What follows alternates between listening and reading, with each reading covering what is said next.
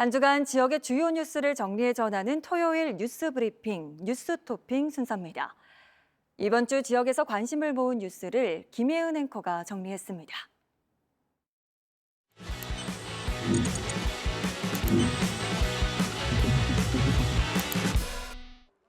국민의힘 지도부가 지난 3일 박근혜 전 대통령을 예방했습니다. 권영세 비상대책위 체제 출범 이후 여당 지도부가 박 전 대통령을 만난 건 처음인데 박 전 대통령은 이 자리에서 여당의 단합을 여러 차례 강조한 걸로 전해졌습니다.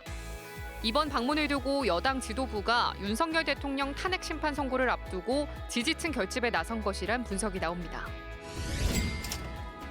지역 농축협 부실 대출 문제가 심각한 가운데 지역 8개 조합이 인천의 한 상가를 담보로 185억 원을 대출해줬는데 현장 취재 결과 해당 건물은 5년째 방치된 유령 상가로 드러났습니다.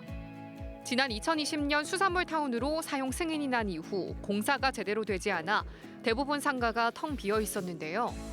당시 8개 농축협 대출 사무를 맡았던 지역 농협은 공사 문제를 전혀 몰랐다고 밝혔는데 결국 돈을 빌려준 지역 농축협들은 헐값에 채권을 정리하는 등 큰 손실을 피할 수 없었습니다. 대구 군부대 통합이전지가 군위군으로 최종 확정됐습니다. 군위는 사업성과 주민 수용성에서 높은 평가를 받아 총점 95.03점의 압도적인 점수 차이로 영천, 상주를 제치고 최종 선정됐는데요. 대구시는 2030년까지 군부대 이전을 완료할 계획인데 최대 5조 원으로 추산되는 사업비 확보가 관건이 될 것으로 보입니다. 반월당역 지하상가 관리 주체가 대구시로 바뀌면서 수분양자와 기존 상인들 사이 갈등이 최고조에 달했습니다. 기존 상인들이 상권을 인정받기 위해서는 수분양자와 합의를 해야 되는데 거액의 합의금에 불만을 품은 한 상인이 가스를 터뜨리겠다며 협박하는 일까지 발생했습니다. 상인들은 대구시의 대책 마련을 요구하며 강경 대응을 예고했고 대구시는 이달 중 강제 퇴거 절차에 들어간다는 방침입니다.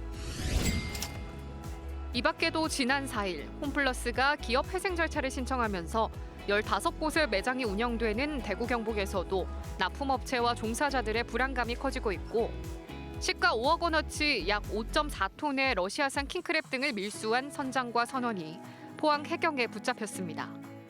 미국 트럼프 행정부의 한국산 철강 제품 관세 25% 부과가 현실화될 경우 경북의 연간 수출액이 2조 5천억 원 넘게 감소할 것으로 예상됩니다. 지금까지 뉴스토핑이었습니다.